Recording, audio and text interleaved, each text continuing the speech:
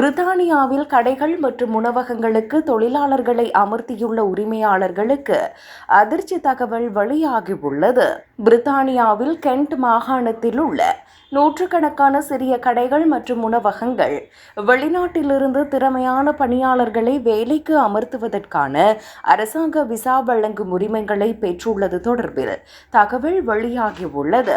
சுமார் 2000 நிறுவனங்கள் இந்த உரிமத்தை பெற்றுள்ள நிலையில் அதில் தமிழ் கடைகள் உட்பட 200 உணவகங்கள் மற்றும் 250 சிறிய கடைகள் அடங்கும். இந்த முறை தவறாக பயன்படுத்தப்படுவதாக வெல் டாப் கென்ட் தொகுதி எம்பி கேடி லாம் குற்றம் சுமத்தியுள்ளார். திறமையான பணியாளர்களுக்கான விசா என்பது நிபுணத்துவம் வாய்ந்தவர்களுக்காகவே உருவாக்கப்பட்டது எனவும், குறைந்த திறன் கொண்ட பணிகளுக்கு வெளிநாட்டவர்களை அழைத்து வருவது அபத்தமானது எனவும் அவர் விமர்சித்துள்ளார். இத்தகைய நிறுவனங்கள் உள்ளூர் மக்களை வேலைக்கு எடுக்க முயலாமல் குறைந்த ஊதியம் மற்றும் போதிய பயிற்சியின்மைக்கு இத்தகைய வழிகளை பயன்படுத்துவதாக அவர் கூறுகிறார். மேலும் அரசு உடனடியாக இந்த இடைவெளியை அடைக்க வேண்டும் எனவும், உள்ளூர் தொழிலாளர்களுக்கு முன்னுரிமை அளித்து ஊதியத்தை உயர்த்த வேண்டும் எனவும் அவர் வலியுறுத்தியுள்ளார்.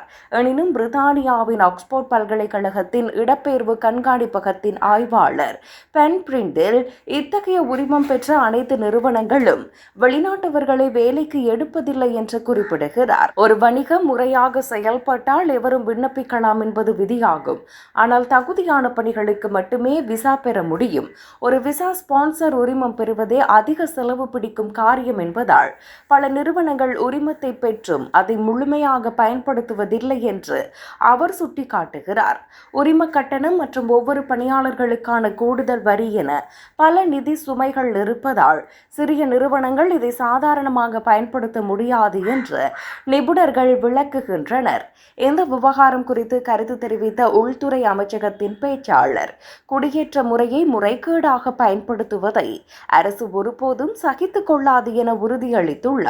விண்ணப்பிக்கும் நிறுவனங்கள் கடுமையான விதிமுறைகளை பூர்த்தி செய்ய வேண்டும் எனவும், வெளிநாட்டு பணியாளர்களை சார்ந்திருப்பதை குறைக்க தகுதியான பணி இடங்களுக்கான நிபந்தனைகளை அரசு ஏற்கனவே கடுமையாக்கி உள்ளதாகவும் அவர் தெரிவித்தார்.